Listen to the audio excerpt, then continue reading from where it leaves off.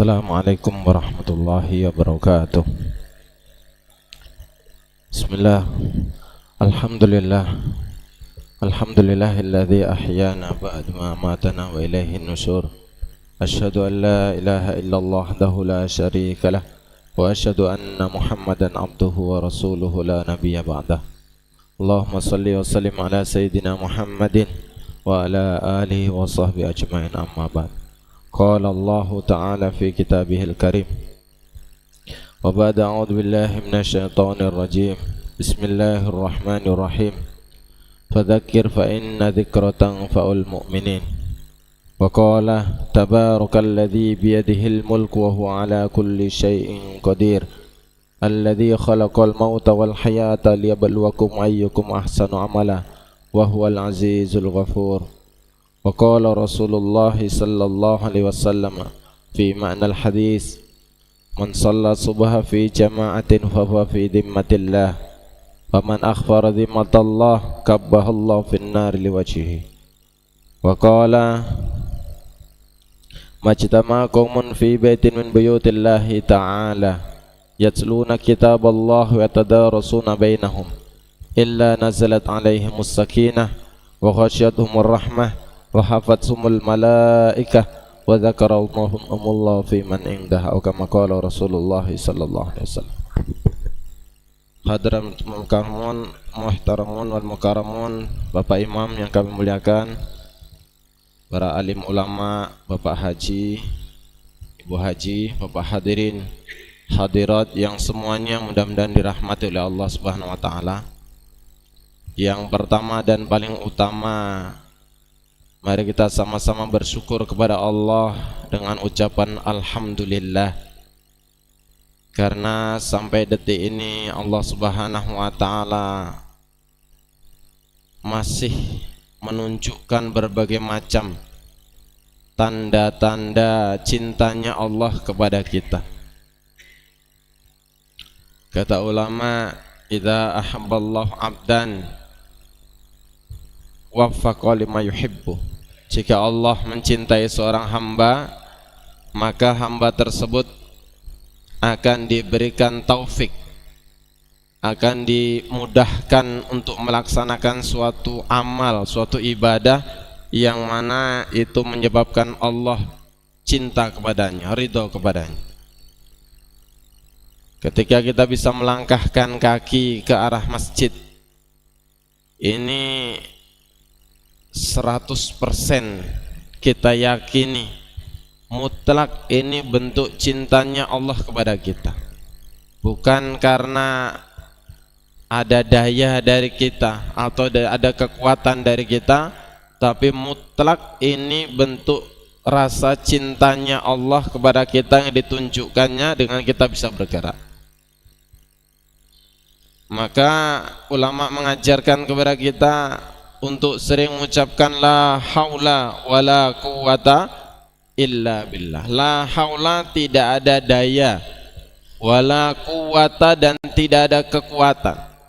Tidak ada daya untuk melaksanakan ketaatan, melaksanakan perintah, tidak ada kekuatan untuk meninggalkan larangan-larangan, illa billah, kecuali atas pertolongan Allah.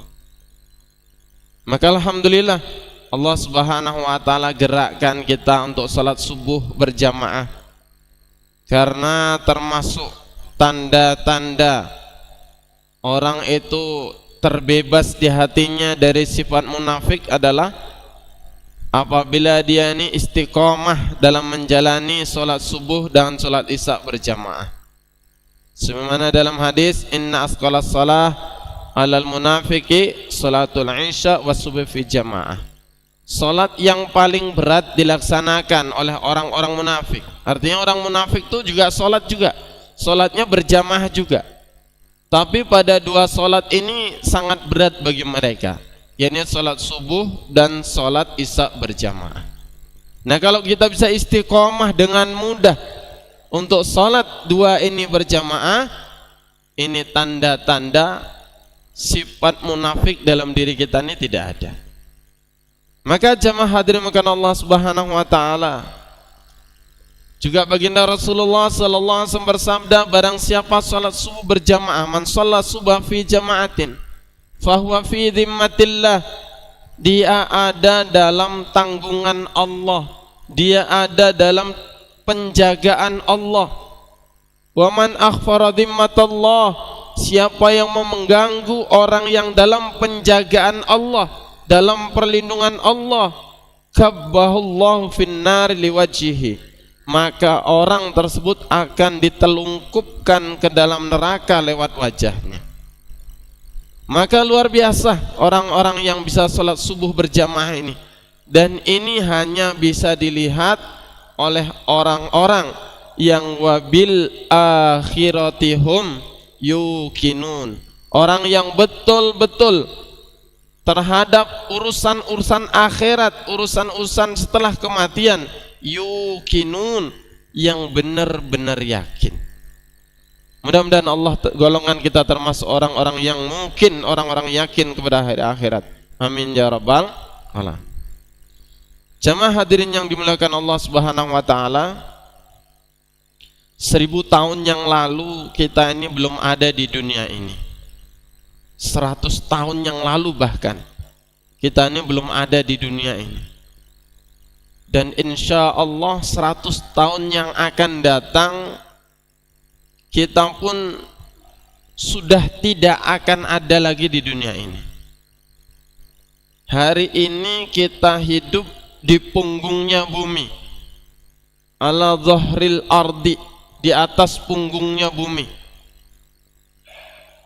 Entah tahun depan, bulan depan, atau 1 jam ke depan, itu hanya rahasia Allah. Pasti kita akan pindah tempat, bukan sekedar pindah dari ranjang ke bawah ranjang, dari kamar tamu ke kamar tidur, tetapi pindah min dhahril ardi ila batni, dari punggungnya bumi pindah ke perutnya bumi. Pasti semuanya. Idza jaa ajaluhum la yastakhiruna sa'atan wa la yastaqdimun. Apabila ketentuannya sudah datang, maka la yastakhiruna sa'atan, enggak bisa dimundurkan walaupun sesaat. Wala yastaqdimun, dan pula tidak bisa dimajukan sesaat. Artinya semua manusia yang hidup di muka bumi ini, kullu nafsin za'iqatul maut, za'iqah, akan mencicipi yang namanya mati. Ya, yang namanya mati. Dan mati itu maut illa mautatal ula, dan mati itu hanya sekali saja, yang itu saja. Karena tidak akan bisa diulangi lagi. Artinya semua orang pasti mengalami yang hidup. Maka kehidupan di dunia ini bukan akhir dari seluruh kehidupan, pula bukan awal dari seluruh kehidupan. Sebelum hidup di dunia ini kita sudah mengalami beberapa masa kehidupan, dan itu ada yang mengurus, yakni Allah Subhanahu wa ta'ala. Ada aturannya, yang mengatur adalah Allah Subhanahu wa ta'ala. Pun setelah kehidupan dunia ini nanti akan pindah ke dalam kehidupan setelahnya, kehidupan setelah kematian, yang mana itu lebih panjang dan akan lebih lama lagi, yakni namanya kehidupan akhirat. Dan ada yang mengurus, ada yang mengatur, yakni Allah Subhanahu wa ta'ala. Maka di dunia ini, kehidupan ini dijatah oleh Allah memang sementara. A'maru ummati baina sittin wa sab'ina sanah, umur umatku, kata Nabi, itu antara 60-70 tahun saja. Jatah umur kita itu enggak jauh-jauh, antara 60-70 tahun. Setelah itu akan mengalami kehidupan yang hakiki. Alladzi khalaqal mauta wal hayata Dialah Allah zat yang telah menciptakan al-maut wal hayah, dan hidup, kehidupan. Ulama mengatakan Allah menyebutkan al-maut kemudian hayah, padahal yang kita pahami maut itu setelah hayah. Tetapi Allah mengabarkan al-maut baru hayah. Kehidupan dulu baru kematian, inilah yang kita pahami. Tapi Allah menjelaskan, dialah zat, Allah adalah zat yang menciptakan kematian dan kehidupan. Urutannya kematian dan kehidupan. Kenapa? Karena kehidupan dunia ini tidak dianggap kehidupan. Kehidupan dunia ini tidak dianggap kehidupan, ini dinamakan dunia. Kehidupan yang sebenarnya, hakikatul haya adalah ba'dal maut. Kehidupan yang sebenarnya, sebenar-benarnya kehidupan adalah setelah kematian. Sehingga sifatud dunya ala salas, dunia ini disifati atas 3. Yang pertama tagurru, yang kedua tadurru, yang ketiga tamurru. Yang pertama tagurru, wala yaghurrannakum billahil ghurur. Kehidupan dunia ini tagurru, tipuan. Yang kelihatannya kaya belum tentu sebenarnya dia kaya beneran. Yang kelihatannya sehat belum tentu dia sehat beneran. Yang kelihatannya sakit, kelihatannya miskin, belum tentu hakikatnya seperti itu. Karena ad-dunya kullun nasin yam, manusia ini semuanya dalam keadaan tidur. Wa idza matu intabahu, kalau sudah mati barulah dia bangun. Itulah hakikat kehidupan yang sebenar. Maka jamaah hadirin maka Allah SWT menipu kehidupan dunia ini. Jadi yang kita lihat masih dengan mata itu masih ada kemungkinan-kemungkinan, belum hakiki. Kemudian kehidupan dunia ini disifati dengan tadurru, membahayakan. Segala hal di dunia ini membahayakan. Gak ada yang aman di dunia ini. Semua orang dimanapun gak ada yang aman, pasti bahaya. Ya. Kemudian yang ketiga tamurru, yang tidak berubah di dunia ini adalah perubahan. Dari zaman Nabi Adam semuanya berubah terus berubah. Nggak ada orang yang bisa menyetop perubahan. Pasti akan ada perubahan terus. Nah ini adalah sifat dunia. Maka Allah jadikan dunia ini disetting memang bukan untuk selama-lamanya, untuk sementara, untuk menghadapi, untuk persiapan kehidupan yang sebenar-benarnya kehidupan. Untuk menghadapi, untuk persiapan kehidupan yang sebenar-benarnya kehidupan yang selama-lamanya. La nihayatalahu, kehidupan yang gak ada puncak akhirnya, yakni kehidupan di surga atau di nerakanya Allah Subhanahu wa ta'ala.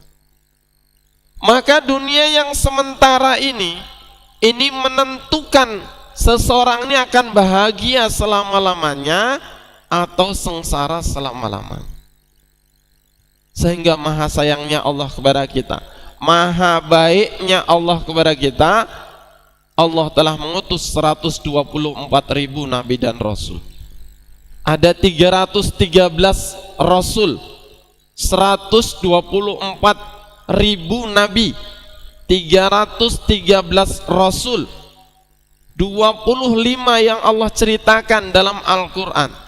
Mereka ini tema dakwahnya sama, ya, tema dakwahnya sama, yakni manusia supaya selamat dunia, selamat di akhirat.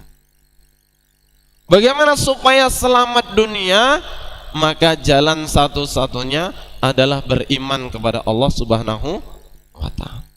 Wa ma arsalnaka min qablika min rasulin illa nuhi ilaihi annahu la ilaha illa anta la ilaha illa ana fa'budun.